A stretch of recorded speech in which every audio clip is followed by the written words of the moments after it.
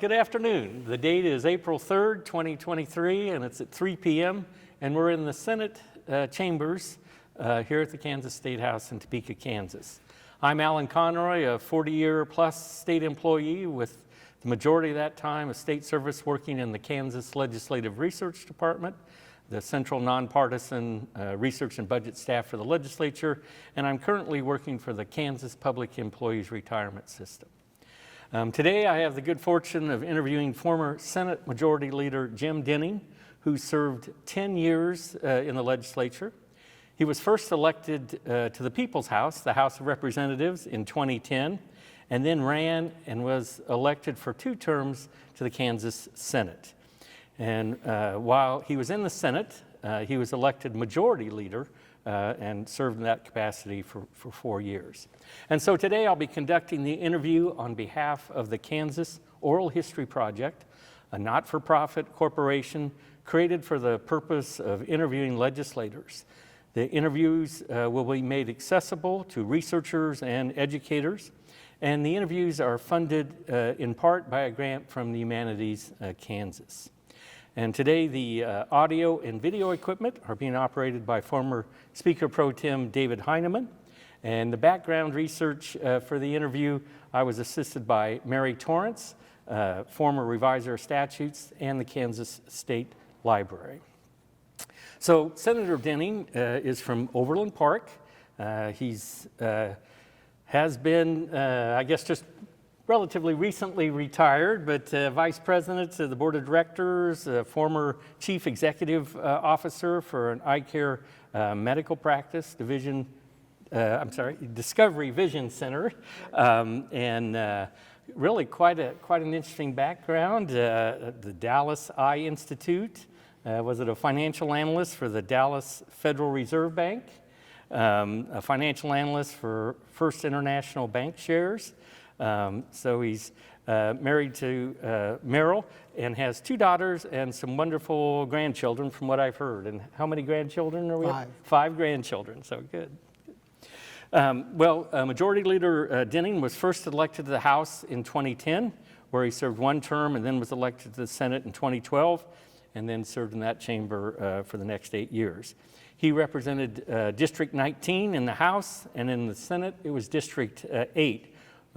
Which both of those districts covered parts of Overland Park in Johnson County. I think, was it, did I see about 87th down to about 127th and kind of Metcalf? And yeah, after the reapportionment, it went to 135th. Oh, out even a little further, so, yeah. And of course, when he was in the legislature, he served on numerous committees, appropriations, health and human services, tax, Corrections, Juvenile Justice Oversight Committee, Public Health and Welfare, Commerce, Financial Institutions and Insurance, Ways and Means, Confirmation Oversight, where he was chairperson, the Home and Community-Based Services and Care Oversight Joint Committee, KPERS, a good committee there, Select Committee, Legislative Budget, Assessment and Taxation, Education Finance, Ethics, Elections and Local Government, Healthcare Access Select Committee, Interstate Cooperation, of course, Legislative Coordinating Council, and then Organization Calendar and Rules. So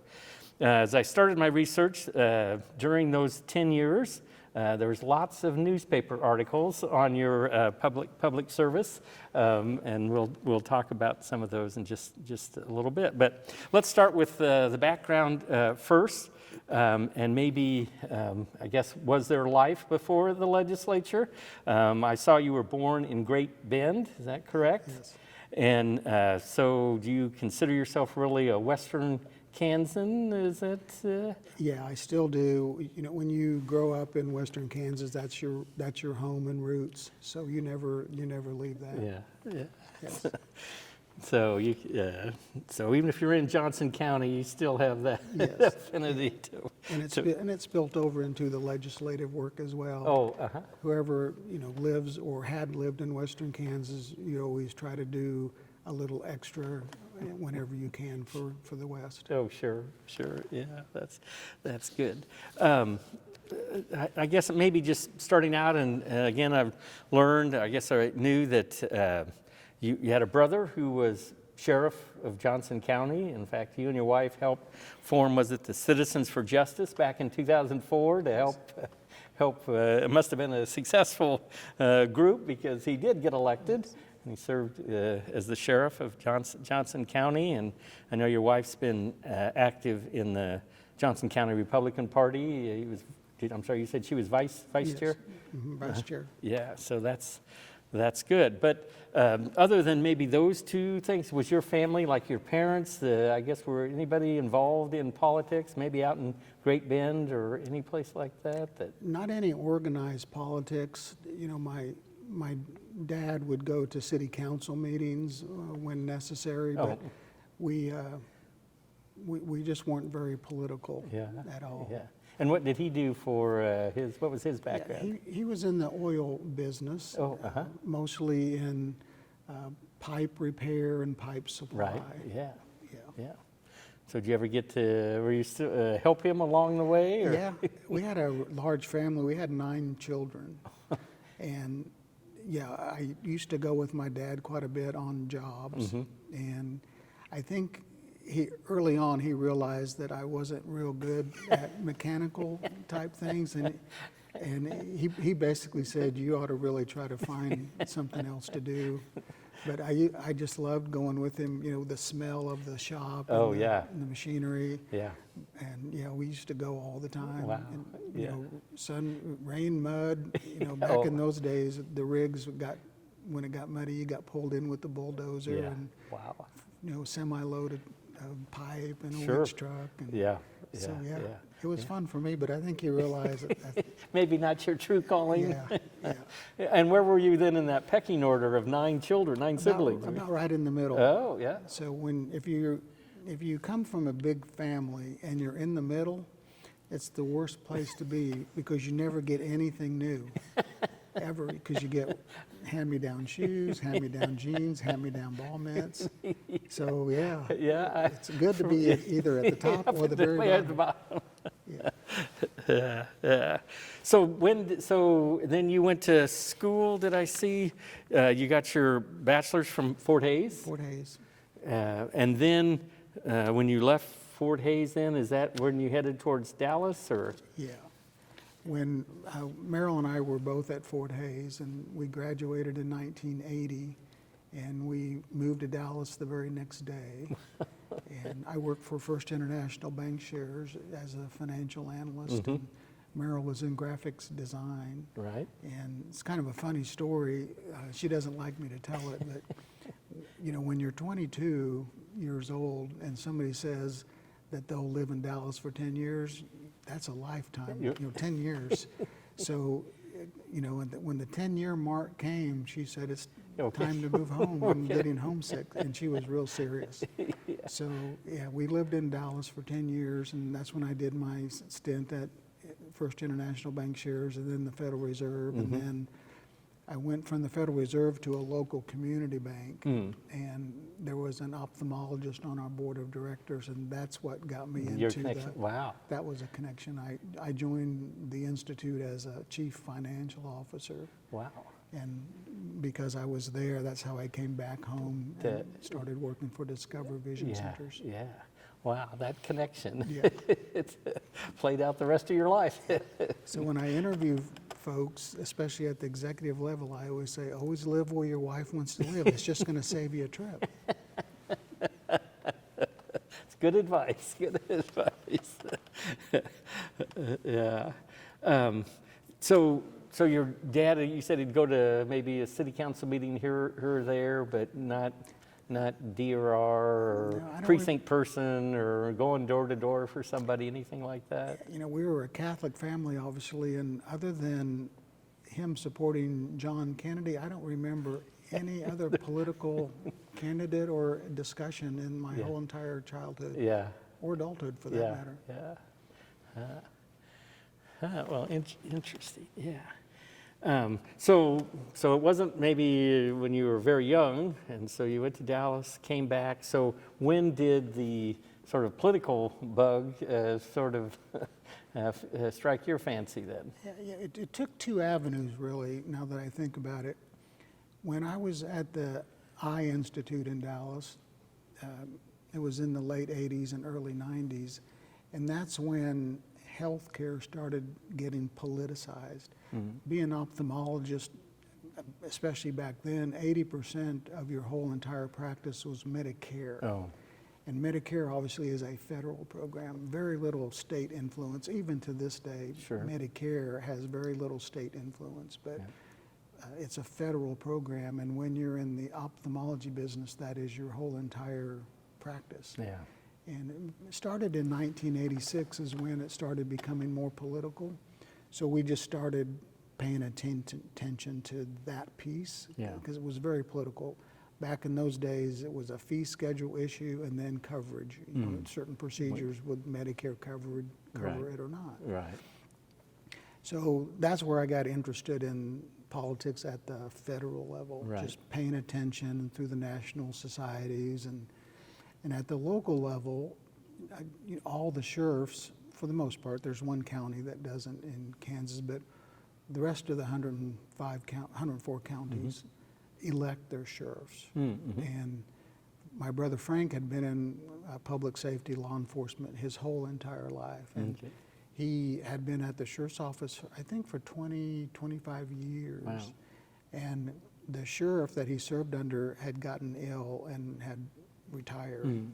So Frank decided to run for that office. And Merrill, at that point in time, didn't have any political experience back in Johnson County either. And certainly I didn't, but we had to get him elected.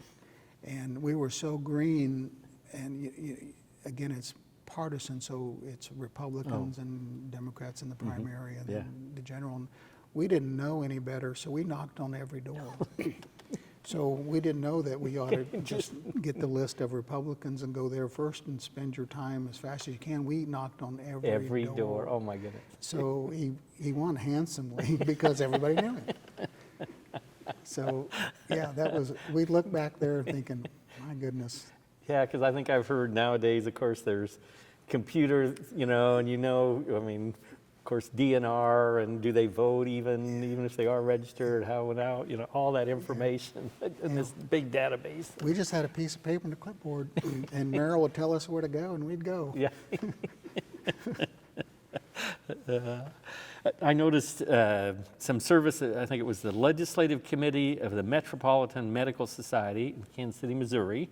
I think maybe the chairperson of that, or chairperson of the Independence Missouri Chamber of Commerce, which might, I think, have, I suppose, dealt with sometimes political issues. Yeah, we did. We didn't have a PAC there, but we had political committees, and I was chair of the Independence Chamber when I was with Discover Vision Centers.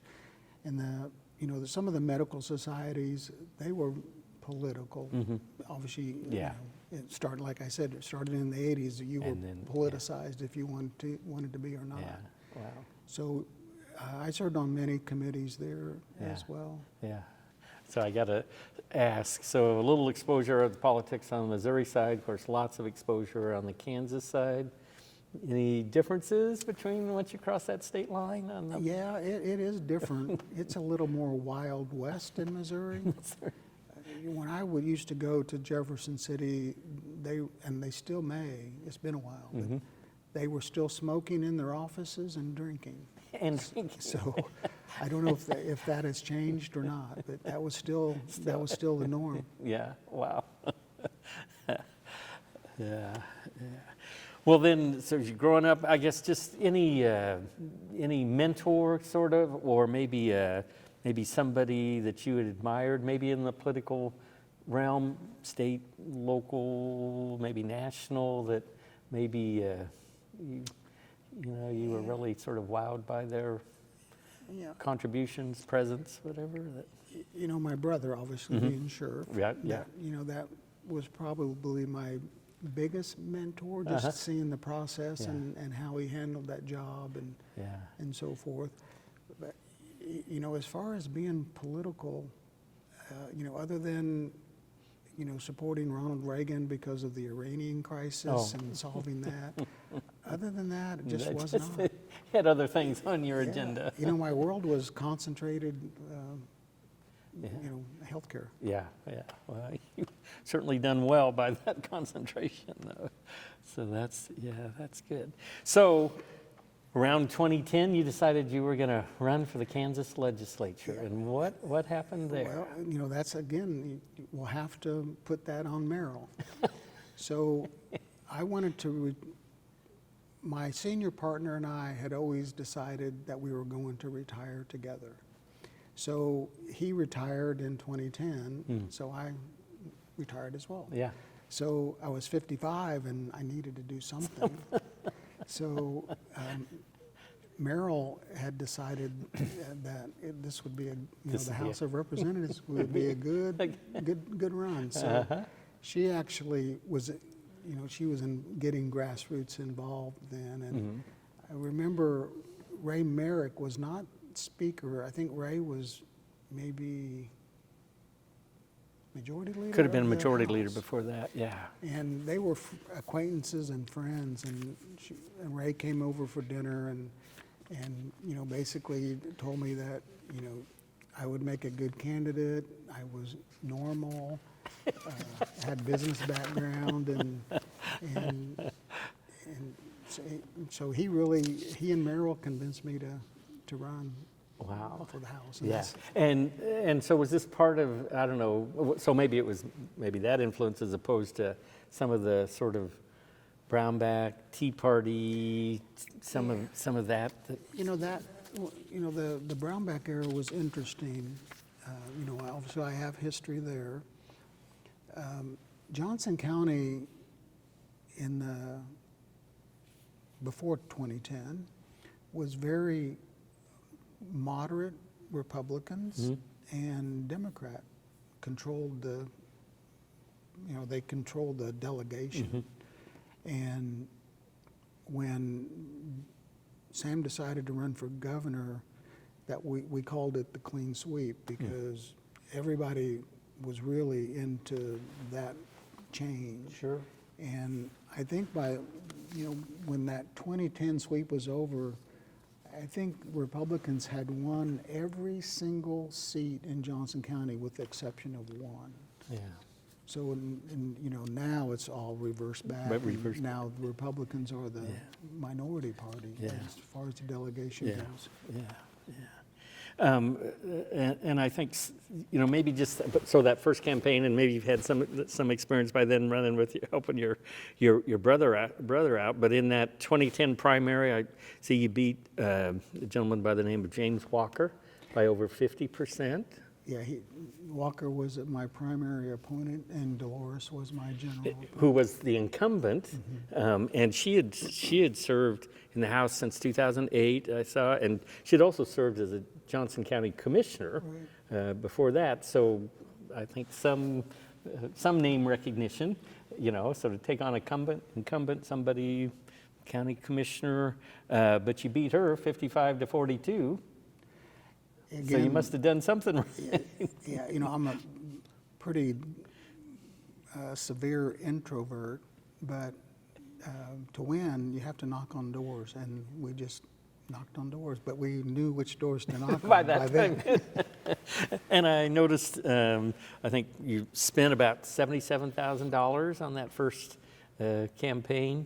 I think Representative Furtado, she spent about $33,000, but out of your $77,000, I noticed, just below $50,000 of that came from individual contributions. And so I saw some in the clips there that the Discovery Vision Center staff were very supportive of you in terms of financial support. So, and then in 2012, 2 years in the House, and here you go, you're going to hope to move across the rotunda, and you take on another incumbent, Tim Owens, in the primary. And he, again, was first elected in 2008, had served 4 terms in the House before that. He had served over 20 years on the Overland Park City Council. So again, lots of name recognition, I would think, just in terms of public service. But you beat him 60% to about 40%. And then in the general election, you beat Lisa Johnston 64 to 46%. I guess no fear of taking on incumbents in the House or the Senate. You know, when you're a greenhorn, you don't even think like that. And I think you probably know a little bit about my character. I'm not very political, even being majority leader. Wasn't very good at it. Policy a little better, but back when it's grassroots, when you just knock on doors and just do that basic work, it makes a difference. Yeah. And you know, things were different in Johnson County back then. And so Republicans were gaining momentum, and you know, like Dolores Furtado was a friend of our family, and Tim Owens was as well. Sure. But I just, you know, again, everything I do is pretty methodical, and I thought it was my time to, not that I was guaranteed it, but it was just my time personally that I wanted either to do it, you know, go big or go home. Yeah. And then in 2016, no primary, and then you beat Don McGuire 53 to 47%. And on the 2012 senatorial race, I think you spent about $164,000. Of course, bigger territory, but from that $77,000 in the House race up to $164,000. I noticed, and of course by then though, political, because of course you'd been in the legislature, so the political action committees, you got about 50,000 of the 164 from political action committees, and a fair amount, 64,000 from out of state. So I guess just that whole idea of campaign financing is races, and of course senatorial probably more expensive, but just, you know, that you need $200,000-300,000 at least probably these days to run for a Senate seat. When I was running especially my last time, things were starting to get very competitive. Yeah. We had, you know, that was at the tail end of the Brownback era, and we were losing momentum, and it was more difficult and required more resources from financial as well as non-financial. Yeah. But you never, just in terms of campaign financing, whether it was out of state or political action committees, individuals, I mean, no issues with that, or? You know, I honestly can't remember. I'd have to go refresh. When it's out of state, could have been from Missouri as well. Right, yeah. So, you know, obviously our headquarters was in Missouri at that point. Right. At that time, it's in Kansas now, but we were headquartered in Missouri, and I worked in Missouri quite a bit, so I had a lot of contacts there. Yeah. And again, you know, I mentioned some of these committees, but oh my goodness. So first year you roll in, you're on, you're on appropriations, you're on, I think, public health and welfare, you're on, I guess, and they're all important, but sort of the powerhouse committees, certainly. So a freshman House member, I noticed because of the renovation of the building, your House office, I mean, you rolled in from Johnson County and you were over in the docking state office building. That must have been sort of an eye-opener. It was pretty rough over there. Yeah, everything was getting remodeled here, so we were all housed over there, and I remember there wasn't any drinking water on the floor, and the electrical outlets were basically in the middle of the floor, and it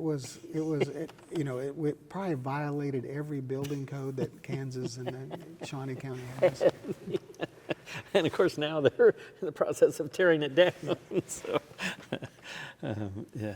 So you roll in from Johnson County, powerhouse committees, certainly, a lot of, particularly I think in an institution like this where some people sort of have to serve their time before they could even think about being on appropriations, or tax was another one.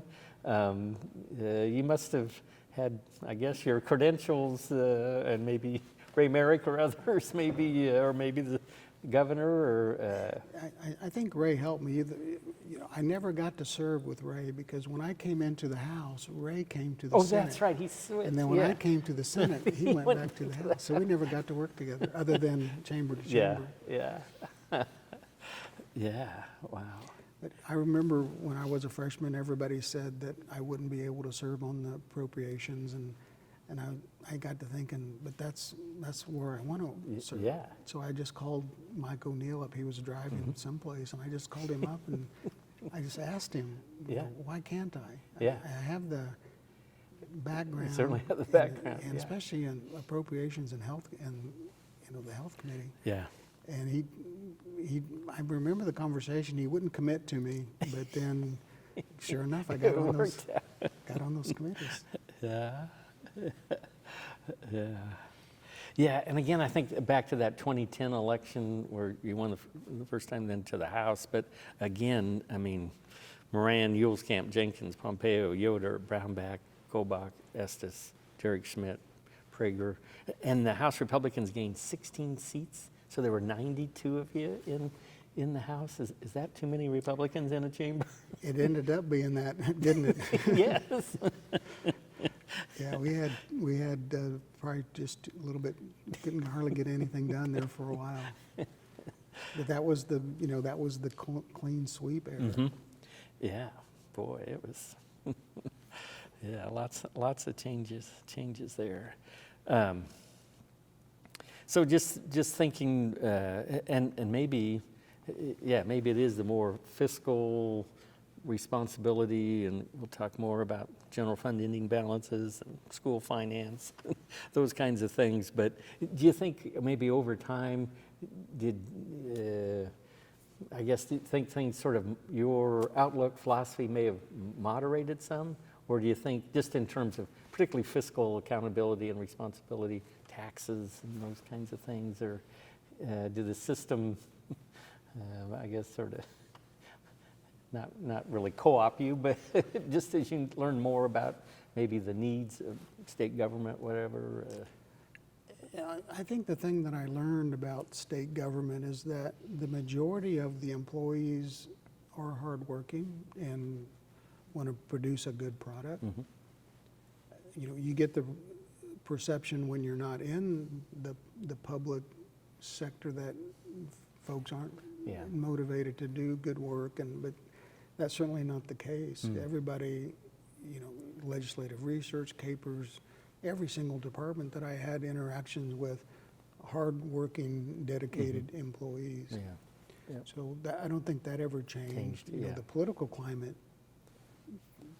changed, but I don't think my ideology and structure changed. Yeah. And in terms of that political philosophy change, so more conservative and then starting to shift back, or over those 10 years? Yeah, Or? you know, the chambers, when I came in, was very conservative. And then 2016, that's when the public voted way more moderate folks to come in to repeal Sam's tax plan and Medicaid expansion and solve the school finance. So Right. the citizens sent that group up Correct. here. Yeah. And so that the pendulum just went from, Yeah. just swung right back. And We- now it's swung. I was the going to other say, do we think it's swinging back the other way then? way. Yeah. Yeah. Wow. Yeah. Yeah, certainly the 20 elections, the 21, it's all back to being very conservative. Yeah. I noticed with some help from the state library that you'd sponsored over 113 bills and resolution during your 10 years. The 2018 session, of course, and you were in leadership, but there were 18 introductions there. And I noticed in 2011, your very first bill that had at least your name on it, one was the first one was the Healthcare Freedom Act. I think it had to do with whether or not a person would be required to have health insurance or not, or maybe you may remember that, which I think the bill eventually did pass. So that was in there. And the other one, I think your second bill, though, was to phase out the income tax on corporations. I'm not sure that passed. It probably did not. Yeah. Yeah. Yeah. And there were, of course, some interesting ones. Income tax checkoff for the Kansas Art Commission. I think maybe that's when state funding was going to go away, and so this was a way to Your name was on that one. Let's see, and this one, in 2014, there was a bill removing the red belly and smooth earth snakes from the Non-Game and Endangered Species and Conservation Act. And your name was on that one, Bill. Yeah, that's what my rural Kansas connections wanted me to help with that. So there are not a lot of those in Johnson County? Not that I'm aware of. Nothing in my backyard. Yeah, and then of course you get into lots, sales tax exemption for sales of certain machinery and equipment for the use of automated ice vending machines. I'm sure there's lots of stories on prioritizing money spent on entities that provide family planning services, prohibiting outsourcing and privatization of any operations or facilities of a correctional institution in 2018. Yeah, that was a carryover from my brother Frank. Oh, really? He thought that was a terrible idea. A terrible idea. And that was one of the few things that he actually had a sit down talk with me and basically did not want me to support anything like that. Yeah. He was adamantly opposed to it. Yeah. Well, in all the bills, certainly there's these themes of, I think, taxation, fiscal control, social service reform, I suppose the Medicare, Medicaid, certainly education, pro-life life issues. And really some of that I just mentioned, kind of through your career, there were some big ones, clearly the budgetary difficulties. And I think in 2011 when you came in, I think the governor had to do allotments to get the general fund balance just to zero.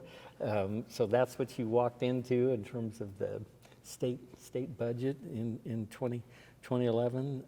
And so, and then of course the big, the Brownback tax proposal in 2012 and thereabouts. And so certainly made, changed tax policy and hence general fund tax receipts as well, so major reductions there. But I guess just some of those major areas that you worked on, were involved in, any that I guess maybe you want to expound on a little bit, whether it's taxes, the Medicaid expansion, education funding. The bills that come to mind, they're all over the spectrum.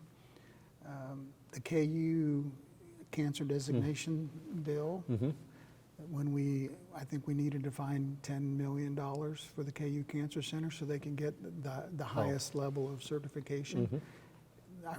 That was an important bill, not just because I live in Johnson County, but obviously KU takes care, they have a patient from every single county in Kansas, and I doubt there's a single person that hasn't had a good friend or a family member receive care at KU. So that was an important bill to me. And the Cancer Center ended up getting the highest designation over the summer. So they actually did what they told us they were going to do. They got there, So that was important. I remember, was it Senate Bill 9 on when we funded KPERS? We finally got to the point where we were funding the actuarial required amount. And then the school finance bill, again, coming from Johnson County, schools, very powerful, unions, very powerful, and the citizens are very pro-school. And we tried a number of ways to skin that cat and could not get it done. So I remember I chaired the finance committee, and then Senator Baumgardner chaired the education committee. And in 19, we finally solved the issue, and the Supreme Court signed off on it and got out of our hair. So back to business, and that was a hard bill to get done. There was it had no, it was a tough one. But it needed to get done because it was consuming all the oxygen in the room.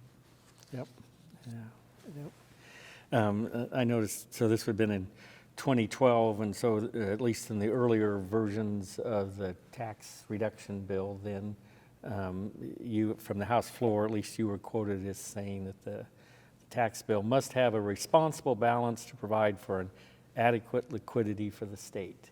And clearly, I think that's your financial hat that you're wearing there in terms of your business background, trying to, and of course, if the general fund recently had been near zero or maybe even below water at certain points, certainly, I'm sure that may have been difficult to stand up and tell that to some of your colleagues on the House floor. You know, the tax policy from from Sam's era,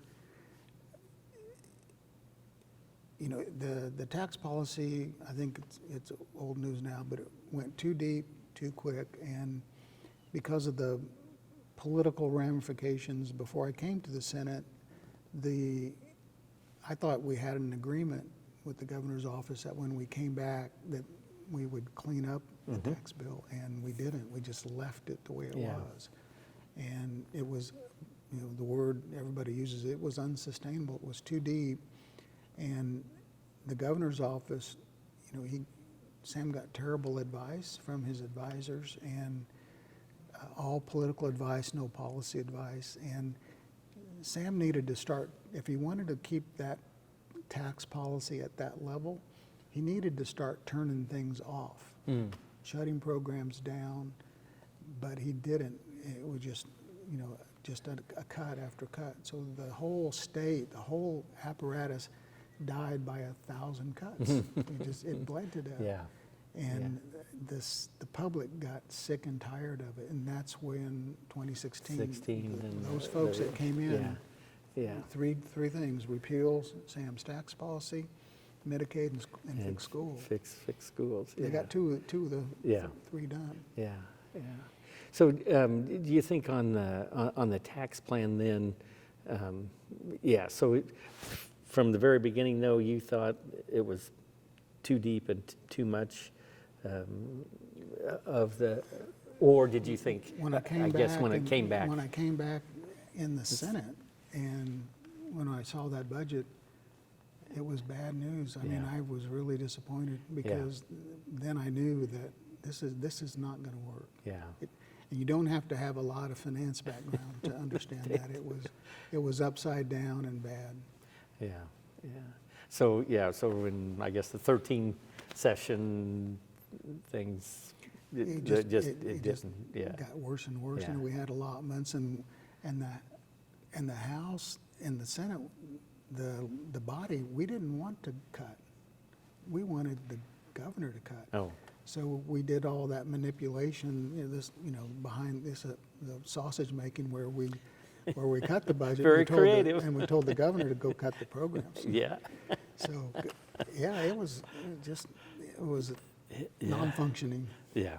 That was, and really, and then the on the finance side, the state budget. I mean, 2017, the ending balance was down to, or projected to be $87 million, and then $21 million. So we're bouncing around about 1% or less of expenditures in terms of ending balance. And then, of course, eventually the tax policy was changed. And do you think the package that eventually, I guess, sort of replaced that or righted things was about as best as you could get? Well, you need 21 votes to pass something in this chamber, and we tried a number of maneuvers to incrementally raise the taxes, and the conservative folks, well, I shouldn't say conservative, because there were some conservatives that actually helped repeal the program, but there were certain Republicans in the Kansas Chamber of Commerce would not help at all. They just dug in. So we tried to incrementally fix the tax plan to have low tax rates, but there were certain members of the body that would not vote for a tax increase. Yeah. So when we tried, and when we finally realized that we didn't have the votes, we basically went back to the tax plan before, and then all the moderates voted for it, all the Democrats, and a handful conservative Yeah. Republicans, including myself, voted for it. Yeah, yeah, We put it right back to where it was. yeah. If you remember the debates, we offered a flat tax. Mm-hmm. And I saw obviously that. they're having the debate this year. Here we go again. We offered the flat tax and couldn't get any traction because Yeah. it was a slight increase. And Mhm. we just needed to fix the plan. We didn't need to repeal it. But Yeah. when the governor wouldn't help, chamber wouldn't help, certain Republicans wouldn't help, you have to And govern. At the end of the At some day, point, yeah.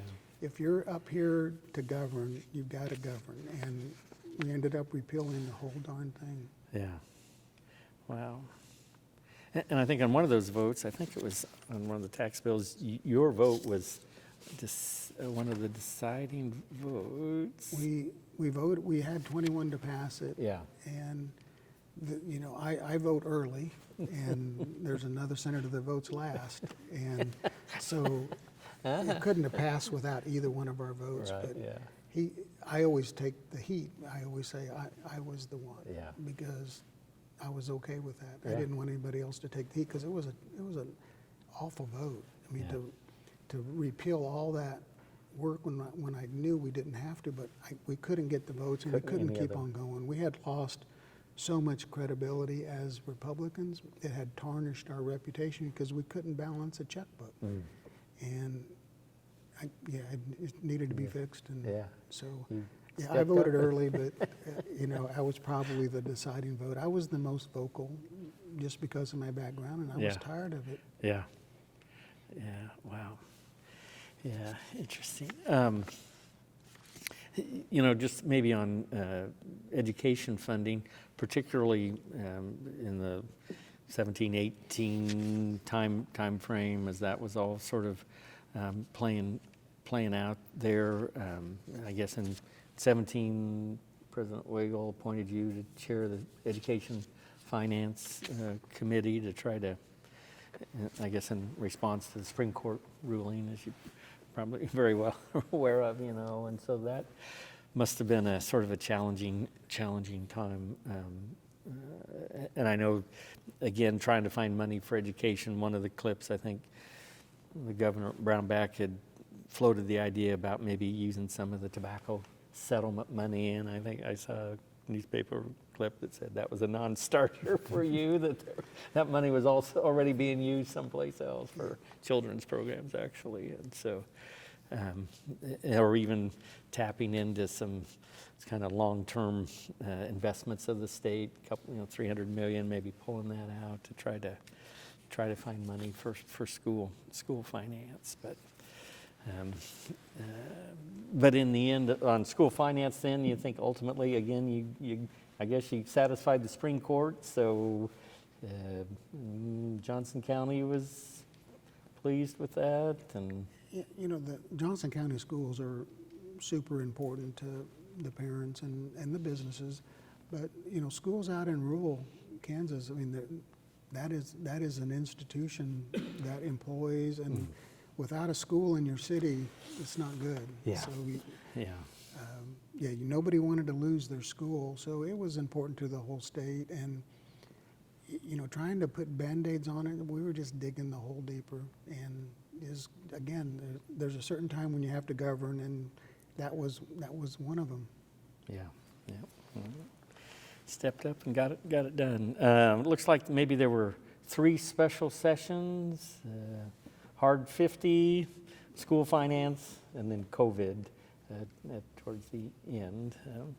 And luckily it didn't seem, most of those were relatively short special sessions, so that's good. But it did seem, just looking through some of the journals, that at least sine die, in a lot of these sessions during your year, it kept getting later and later and live, which I interpreted it meant longer sessions, so later sine dies. So, and so just the length of the session, is that again just trying to find that sort of sweet spot of the right mix that you can get a majority vote in each chamber?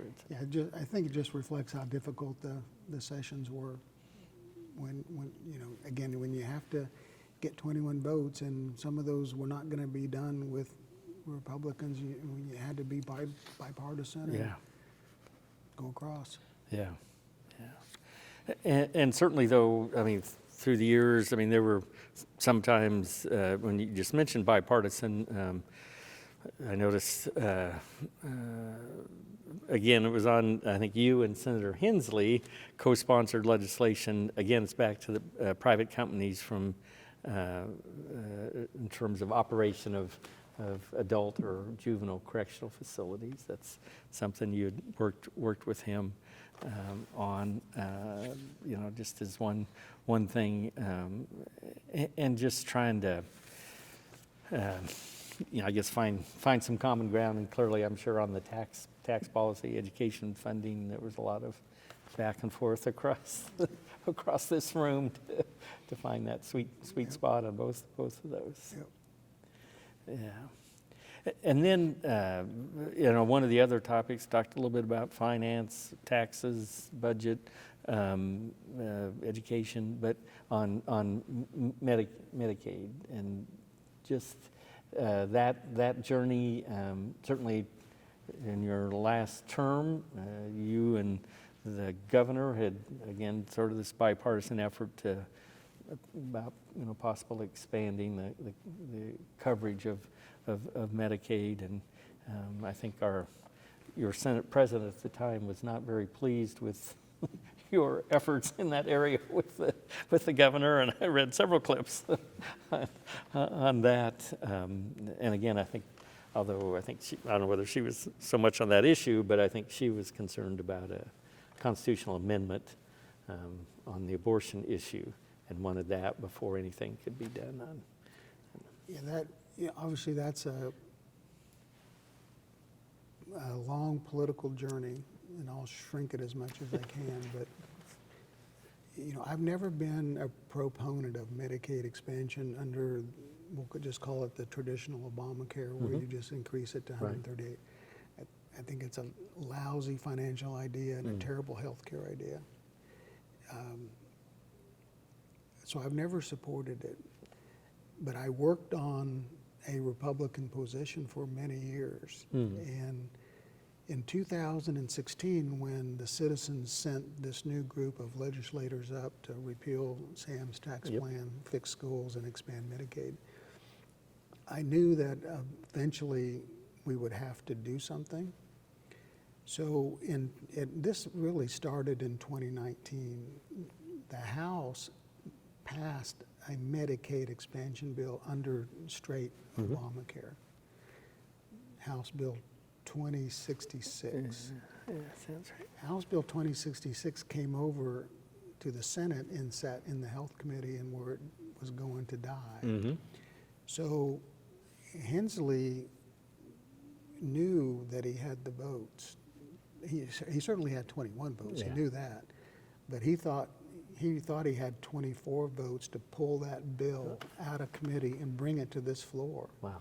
And if he would have brought that bill to this floor, it would have passed without any amendments. That means that bill would have gone into law. Into law, right. So it was rule number 11 that Hensley moved. So when he did rule number 11, he needed 24 votes to bring it out of committee. And he ended up getting 23. And the reason why he only got 23 is I was majority leader, so my office is back there. Yep. So I had a lot of rural legislators come by and say, I'm going to have to vote when he brings that up, because my community and my hospital needs it. And I basically said, Ray Merrick taught me this, you always vote what your community wants. And no matter how unpopular it is with your colleagues, when you get in a tough spot, you always vote for what your community wants. He called it your district. Yeah. And I told the folks that came back there, I said, if you got to vote for it, you do it. But if you want to wait until next year, I promise that I will have a Republican position that will be way, way, way better than what you're going to be voting on today. Yeah. And that's what kept it from passing. Wow. So I think when we closed the session out, I think I had even said from my desk that we will have a Medicaid expansion bill discussion, debate. Right. next year. And I worked all summer putting the bill together. I estimated almost 2,000 hours. I had worked on it for many years. Wow. So the bill ended up being Senate Bill 252, had 33 sections. Only 5% of the bill was Medicaid. 95% of the bill with health care reform on the commercial side was all the things that I wanted over 30 years of knowing what needed to be fixed. Oh, sure, yeah. So I had 21 sponsors on that bill. I had already saw passed that, it. yeah. I thought it was going to be a slam dunk. Everybody did. That's why a lot of people got on it. But the 2020 session, when I thought it was going to be a slam dunk, in this business, you never know from day to day what's going to happen. Absolutely. And sure enough, the Republicans wanted a constitutional amendment on the abortion issue. And Bishop Nauman from Kansas City, Kansas, basically stopped Medicaid expansion. So if you were a opponent of Medicaid expansion, then he's your guy. If you were a proponent, you're mad at him because he single-handedly torpedoed the bill because he said you can't vote for Medicaid expansion until the abortion amendment passes with the public. Wow. So it killed it. Yeah. And so it never came out of committee. Yeah. And so all that work was all down the drain. Yeah. And it may never come back unless the legislature changes like it did in 2016. Yeah. But I don't think anybody would take the effort that I did to build Senate Bill 252. Yeah, So more, if it ever does happen, it won't be robust like that yeah, was. it's comprehensive, I It guess. was very and broad. comprehensive. Yeah, wow. So, Interesting.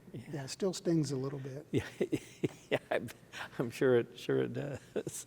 Well, and then since kind of at that point, last year, I guess the decision not to run again, I mean, did that sort of play into it, or you'd done your 10 years, you served your time, and it was time to move on? Yeah, 10 years was plenty. Yeah. And I had always told Merrill that, I'm good for 10, and 10's plenty. If you can't I wanted to be relevant, and I wanted to do things, and I think I accomplished what I came up to do. Yeah. So, it was just time. It was time, yeah. Just again, through the research, and I don't know whether the rankings ever mean anything or if you ever attach any really importance to them. Maybe you don't even look at them, but I just, the Policy Institute, for example, in 2018 you had a 29% rating from them, but in 2019 you had a 72% interest or rating. In Mainstream Coalition, 50% in 18, 23% in 2020. NRA, 93%, Family Voice, 100%.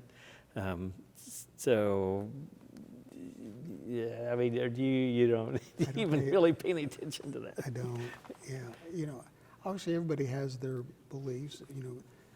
My family being from Western Kansas, my brother being in law enforcement, the Second Amendment it's just second nature to me. I mean, I'm a Second Amendment person. Pro-life, again, growing up in a Catholic family, I've never made it front and center. Right. But I've always voted. Yeah. For the most part. Yeah. The constitutional amendment, I tried to talk the leadership out of bringing that to the floor because it was written terribly. Yeah. And it was written to eliminate abortion. And again, the public doesn't want that. Yeah. And so, I didn't want to bring that amendment to the floor because I knew exactly how it would turn out. Yeah. So, but the Kansas Policy Institute and the Main Street, they're political hacks, and I don't really have any interest in what they do. Yeah, yeah. Reapportionment, so you were involved, well, I guess in 2012, right? The legislature couldn't reach agreement, so your federal friends at the court decided to do it. Yeah, and my map wasn't great. I wanted my map a little bit to the west, and I think if we would have drawn it, we would have been, if I could have taken it a little bit to the west, it certainly would have made my district easier. But, yeah, my district was fine. Yeah, You know, they went way south, and I wanted it to go west. west, but yeah. Yeah, you know what the feds did, I'm sure that there was some political favors, Yeah. maybe in this county, but we did fine back in Johnson County. Yeah. Yeah. We talked just a little bit about, so when you're in the House, I think Speaker Reichman was, well, O'Neill, and O'Neill. then, yeah. So, and then, of course, so much interaction with O'Neill once you got in there for those 2 years, or maybe as a freshman, maybe not. Yeah, Mike was a good leader. In fact, I remember, even though I was a little older than a lot of the freshmen, Uh-huh. he would take time, I think on Fridays, and have a meeting with all the freshmen that wanted to meet. And we had such a huge Yeah. freshman class that Sure. the room was full. And he would take time to talk about procedures and, you know, Yeah. just, which, you know, that's Right. half the Oh, that's battle. right. If you- Yeah. Knowing If you know how to do the things, process, yeah, you very You important. can get things done. Yeah. And he was very helpful. I liked working for him. Yeah, yeah. And then governors, of course, we mentioned, of course, Brownback, and then Collier, and then, of course, Governor Kelly. And, of course, Collier and Kelly, you were majority leaders, so probably more opportunity for interaction with the governor or the governor's office then, Yeah, or I had maybe plenty of interaction with all the governors. all the governors, yeah. Maybe it was the committees I served Hmm. on, but Jeff Collier's from Johnson County and in healthcare. Yes. So I'd known Dr. Collier for a Long time, yeah. So, yeah, I've always had that line of communication. And Governor Kelly, she was always the ranking Democrat. Oh. We served on every committee together, and I was vice chair. Yeah, and then so, so- conference committees and all that. Yeah, so we worked together a Yeah. lot. So, yeah, it wasn't a stretch. Yeah, yeah. That's good. So as you look back, so 10 years in the legislature, 2 in the House, 8 in this chamber, and maybe I should stop there and say, between the 2 chambers, any preference if you? Yeah, no doubt. I've said this many times. I like the Senate better. You know, if you're a bit of an introvert, and I'm a big introvert, it's more structured here. It's more, things are in boxes. And you got Less so over there? and in the House, it was wild. It was, you know, that's the design, though, right? Right, yeah. You throw stuff on the wall, and if it sticks, it sticks. And if it doesn't, just go back and get another handful. Try something else. So, yeah, it was interesting, but my brain worked better here. Yeah, Yeah. yeah, yeah. So in particular, your time as majority leader then, if you had a biggest challenge, if there was only one, would it have been taxes, would it have been? Yeah, you know, being the Medicaid majority expansion? leader, it's a great leadership spot to be in because, you know, I kept a lot of bills that nobody wanted to take a vote on. I just kept them away, and Yeah. that's you know, half the battle. Yeah. Because you know, when a chairman brings a bill out, most of the time Yeah. he or she wants it heard, and Sure. some of them were too stinky, and I just wouldn't do it.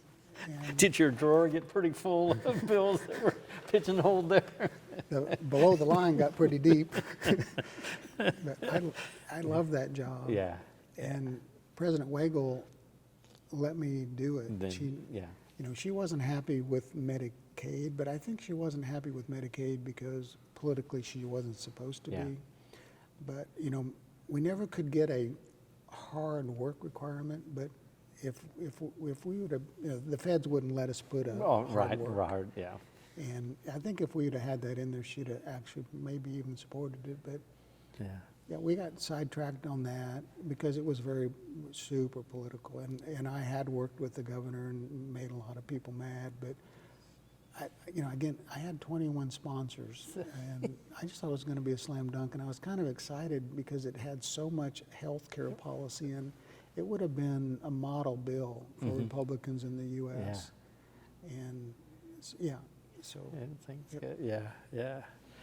And so maybe then, I don't know, maybe I don't know if it's necessarily the biggest disappointment, but maybe it is that in terms of something that you had hoped to get accomplished in your 10 years here that you just didn't quite get a finish line, and maybe it Yeah, is I mean, that. certainly that health care bill, Yeah, and I don't call it, I always refer to it as the health care bill because it was 95% commercial and 5% Medicaid. yeah, And having to revert back to the tax policy without we had a chance, again, we had the governorship and we certainly had the votes. yeah, If they would have we could have had a very good tax policy. We have a lousy tax policy now. Yeah. It's terrible for citizens and companies. Yeah. It's bad. Have you reviewed the current discussions on tax policy changes much? No, Or I we're look leaving at it, that to I'm just going to leave it alone. yeah, so that's. Been there, done that. Uh-huh. Well, certainly, yeah, taking on tax policy, education funding, Medicaid, or health policy, certainly some big issues. Yeah, and another backroom story, the governor used to come over in 2019, and she was really adamant that I work Medicaid, and I told Laura, I said, my bandwidth is full. I've got school finance, and I can't work on it. And she was really, really mad at me. So I think she cracked the door one time when she slammed it. But I didn't. She made her point, though. I didn't have the bandwidth to do it. Yeah. And then when Hensley, I really thought Hensley was going to pass that bill. Yeah. Because the folks that came to my office, he would have had 2 to spare, Wow. Yeah. and it would have been law. Yeah. So, yeah. Well, yeah. I noticed, I guess it was probably in the announcement in May of 2020 when you decided or announced that you weren't going to run again, and you had stated you had seen too much hyper-partisan gamesmanship, and the legislature should not allow such partisanship to continue in this pattern, and there's a dire need for legislators to focus not on singular goals, but rather on the big picture of every policy we are presented. Sounds like some words of wisdom there. Just, personal experience, that was a pretty rough year for me. Yeah. Being a majority leader, taking that much heat from your own caucus and being the majority leader and having to push back against quite a few, it was a rough year. Yeah. So that flowed pretty easy from my mouth. Perhaps from the heart in that case. Yeah. There's one question that we ask all of our people that we interview or visit with, and it's a required personal identity question. So it's several lines long here, but I'll just read it to you. So, personal identity is loosely defined as gender, age, race, class, sexual or gender orientation, marital status, etc. Did you experience during the time you were in the legislature where you believe your personal identity influenced your ability to pass policy, work with fellow legislators, or provide constituent services? Were you ever given committee assignments or tasks that you believe were functions of your personal identity? Yeah, Alan, if I understand the question, I think both chambers, when I served in the House when I was a freshman, Right. and certainly in the Senate, none of that ever came into play. Everybody was treated fair, boy, girl. Right. We just never, I never saw that, and certainly wasn't treated in that manner and didn't treat anybody in that manner as well. Everything was very professional. Just for, kind of a funny side story, being from Johnson County, you take a lot of heat because they think we live in some kind of bubble, and maybe we do, but you always take heat just because you're from Johnson County. And then, my nickname on appropriations was the walking calculator, so, I think I experienced some of that.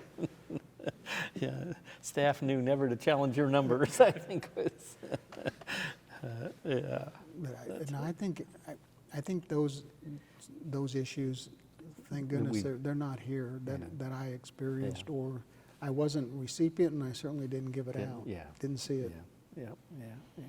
So maybe just thinking, reflecting on the 10 years in that you were in the legislature, did the institution, House or Senate, but did it change over those 10 years? I mean, was it, I guess, how the institution functioned, maybe how it interplayed with the other branches of government, how it was organized or conducted its business? Was it, and I know 10 years maybe isn't a long time for a institutional change, but the caucus has changed a lot in my tenure. Pendulum swinging, Right. Back and forth. But I think the institution very solid. Everything from an institutional function as it should have. The secretaries and the department heads of certain organizations all Right. function correctly. yeah. Pretty pleased with it. So I think then, I guess you feel good about your 10 years of service then, that the policy has been improved, and that you've, I guess, left your mark in certain areas better than maybe you found it when you arrived. And we're sitting over there in the docking state office building. Certainly certain areas, your department, KPERS, we really shored KPERS up. Yes. And, when we did the bonding, we took a lot of heat from that. And now we look like the smartest people in the room. 3% arbitrage, that's easy. Debt's debt. Yeah, that's when you're right, saving yeah. 3%. So, the KU cancer, solving the school, just getting the Supreme Court back into their lane. Tax policy, super disappointment. We could have had a genuinely very good policy that possibly could have actually attracted folks to Kansas. And we missed it. We missed left an it. opportunity there. Yeah. Wow. So never's a long time, but would you ever see yourself returning to elected office? I don't think so. I'm 60. I'm going to be 67, and I've got a few things in the private sector that I'm winding up that are time-consuming and fun. So I don't think so. Never say never, but I wouldn't mind, serving on the KPERS committee if I ever had a chance. But other than that, I don't think I'd come back into the Senate. Into the Senate, so let's say you're at the grocery store and somebody comes up and says, "Hey, I'm thinking about running for the legislature." What advice would you give that person? It's hard work, and you're gone from your family for 3 to 4 months. And if you want to be relevant, it's full-time work. You need to be here. Yep. Did you stay here, or did you drive back and forth? I did both. Meryl's health a couple Right. years was not good, and I drove home every night. And obviously, KU saved her life. So, but when I was majority leader, her health was stable, and I would stay up because, again, if you want to be relevant, your day ends around 9 or 10 p.m. So driving even at home an hour of sleep is way better. Coming back the next morning pretty so early. I stayed, and the camaraderie when you stay, it's just But I did both. So you lived representative government. You saw state policy. You think overall, I guess the process works even with its bumps and side work. turns and whatever. But at the end of the day, we do make it better. At the end of the day, it's hard to get in there, but I think the process works. It's it's long. Sometimes it gets ugly. Sometimes it gets mean. But at the end of the day, it does work. That's good. Maybe it's like asking which one's your favorite child. But did you have a favorite committee that you served on that you really enjoyed? Well, I loved Ways and Means, especially when I was vice chair, because again, you get to control lots of stuff, and you know what's going on. So I love that, and I really liked the confirmation oversight, just because you got to see who was being appointed where, and I really that was a fun committee. But Ways and Means was good just because it was numbers and very Yeah. comfortable. Yeah. The numbers were big and fun. Yeah, yeah, yeah, yeah. So, well, anything maybe that I didn't touch on that you'd like to share with us, or? You know, we worked together for many years, and you know, you obviously were really good in legislative research and helped me actually understand the budget when I was on appropriations. So, yeah, you were almost a mentor. You probably didn't even know it. Didn't know. So, yeah, Yeah, enjoyed working yeah. with you, and I'm glad you were the interviewee today. Well, thank you. I've enjoyed it, and yeah. So somebody from Great Bend, Kansas, you did well. I think. So anyway, well, I think that concludes our discussion today, and so we appreciate Senate Majority Leader Denning's time and comments today. Thank you, Alan. Thank you.